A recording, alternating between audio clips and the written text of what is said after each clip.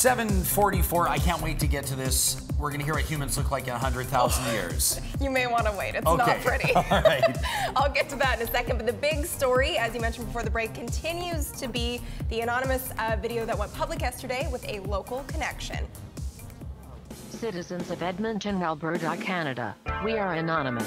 We have been waiting patiently over the last 24 hours for your police service to respond to us with some form of proof that they have apprehended the individuals that we lured out during our pedo sweep operation in your city. We have not. The video claims it knows the identities of two men it wants the police to investigate for child luring. The video has 22,000 views and it's continuing to cause an uproar on social media. Constable Brendan Power with the Edmonton Police Service tweeted it would be a terrible shame if an investigation was destroyed because an anonymous tip couldn't be verified before vigilantes get impatient. And there are all areas of the spectrum being covered with how people feel about this. There's people who are supporting anonymous, people who are angry about it, everything. Very interesting, and more so because you focus on the social media side of things. Need to see police officers getting into the mix and commenting on it, reminding people that just because they're not talking about investigations doesn't mean that investigations aren't underway. Yeah, very interesting to see the police perspective on Twitter, and I'll continue to follow it and see what happens with it. Okay, so the internet is saying happy retirement to one of its brightest stars. Ground control to Major Tom.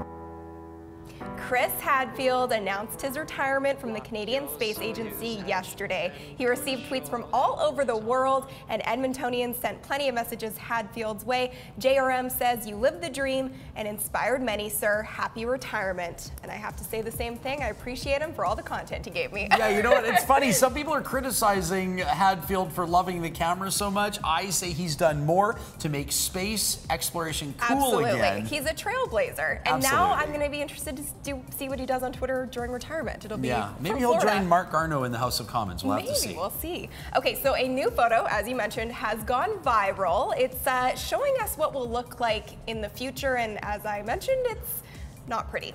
Oh. Okay. These renderings are from a doctor with a PhD in computational genomics, and this is what he imagines our faces will look like in 100,000 years.